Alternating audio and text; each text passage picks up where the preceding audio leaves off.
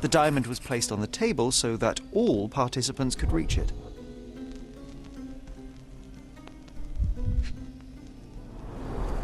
Half a glass of Balblair Scotch and the remains of a Paul Larranaga cigar. What else does a gentleman need? This must be the ectoplasm. Too bad there's not enough for a proper chemical analysis. Ectoplasm? The ghost was here, Sherry. Developer Frogwares is known for its long history of games featuring the famous detective and his sidekick. Most would agree that its output has been inconsistent, with games like Crimes and Punishment having garnered high praise, while others like Sherlock Holmes: The Mystery of Mummy are regarded as one of the studio's most underwhelming works. Its latest game, Sherlock Holmes Chapter 1, while certainly the studio's most ambitious outing, teeter-totters between being a great time and an excessively padded-out adventure. Sherlock Holmes Chapter 1 sees players controlling a young Sherlock Holmes who is well on his way to proving himself as he lands on the island of Cordona to visit his mother's grave when he comes across a strange clue left at the grave by a painter. Holmes has his trusty old friend John alongside him during his travels, although it needs to be reiterated that he isn't the John Watson that fans of the character might be familiar with. The tale is supposed to be a deeply personal one, as Sherlock descends down the rabbit hole of what actually happened to his mother, which will take him across the island as he tries to peel the layers behind this long-forgotten mystery. The story itself might not be the most riveting or unpredictable, although the effort is certainly appreciable. Sherlock carries the same wits about him as you'd expect, although he's a much more vulnerable person this time around. However, the game doesn't really go all in with exploring Sherlock's backstory and showing his naivety as much as I'd want it to, which makes it feel like a missed opportunity by a significant margin. Frogwares' Sherlock Holmes games are known for their excellent voice performances, all of which stand true in the case of Chapter 1 as well. Characters deliver spot-on performances, and witnessing Holmes and the mysterious Dr. Werner debating about the purpose of justice, art, truth, lies, and whatnot can be an absolute treat at times. The banter Holmes exchanges with his friend John holds a lot of charm in a similar vein. There's also a fair bit of cinematic flair to the cutscenes too, as characters are constantly framed in a scene with high or low angles so as to make them feel vulnerable or powerful accordingly, alongside some other cinematography tricks, which can keep the action interesting. However, all of this good stuff is heavily marked down by voice lines being completely out of sync and the lack of facial animations. The plot itself isn't paced very well too, as you're constantly taken out of the action to solve another mystery that might not be in any way related to your mother's disappearance. For instance, a breadcrumb trail in the main case led to a friend's house who unfortunately had an accident of his own.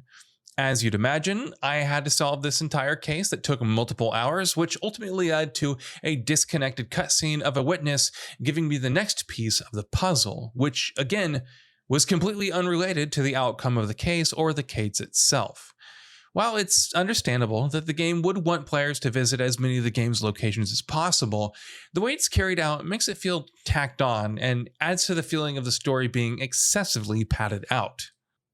What makes this issue more excruciating is that the game already has the perfect format and the tools to solve such issues.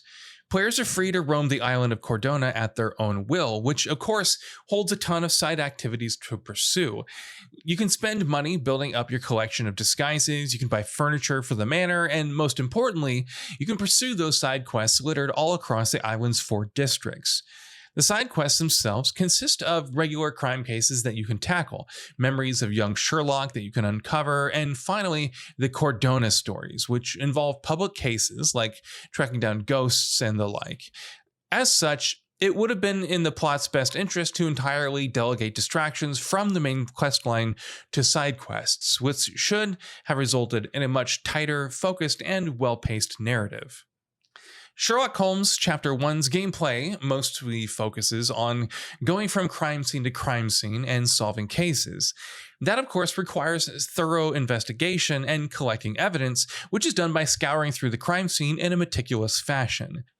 You also have to talk to witnesses, which will provide more information, using which you try to reconstruct what actually happened at the crime scene. This involves taking into account all collected evidence and selecting the right silhouettes in your imagination to build the right narrative. Once all the pieces are collected, players have to join those clues together to make deductions, which lead to an eventual outcome. There can be multiple conclusions to a case, although I didn't experience any substantial effects of choice I made in previous cases. Chapter 1 also features a combat system this time around. Unlike past entries, which mostly had quick-time events, you actually have to fight enemies with your standard issue licensed pistol. As the rightful bringer of justice, you are encouraged not to kill any enemies, rather use your surroundings to find interesting ways to stun them. It could be blasting a fire extinguisher, dropping a light bulb at one's head, throwing a flashbang, which is a rather interesting spin on the formula. However, the AI felt pretty lackluster on the normal difficulty, and I was able to breeze past most enemy encounters and even bandit lairs, which are challenging arenas with relative ease. Sherlock Holmes Chapter 1 is a pretty lengthy game for those who want to see all that it has to offer. Rolling the end credits took me around 12 to 13 hours, which involved trying out just a few side activities in the world. Tackling all side cases could take well over 40 hours according to a statement from the developer. However, the core gameplay systems, case solving, choice and consequence, and combat are pretty thin to sustain a long and enjoyable runtime. After finishing the story, I loaded up an old save to experience more of the game, but eventually gave up as I was already done doing the same things again and again. On top of this, the game also suffers from a buffet of technical problems. NPC behavior can be weird at times as they glitch out and repeatedly keep walking into a wall. Sherlock's running animations are hilariously janky. The draw distance is painfully low, even on a PlayStation 5. The game also seems to suffer from frame pacing issues alongside some frame rate inconsistencies. The game's tutorials and help sections are pretty threadbare too, which makes getting to grips with the game's multitude of systems a hassle. That said, it needs to be noted Frogwares is working on a patch to alleviate some of these issues that will go live on launch day. For every one thing Sherlock Holmes Chapter 1 does right, it misses the mark in another department by a solid margin.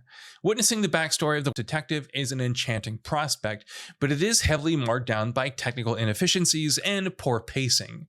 The combat is markedly better than prior entries, but it also gets stale pretty quick. The Isle of Cordona houses a ton of mysteries to crack, although you might just get bored doing the same thing over and over again long before there aren't any markers to chase on the map. And that brings us to the end of this video. A quick request before we conclude: we upload new videos every single day, and if you like what we're doing, please consider subscribing. It really helps us out. Also, don't forget to enable all your notifications by clicking the bell icon so that you can receive daily video updates. Thanks for watching.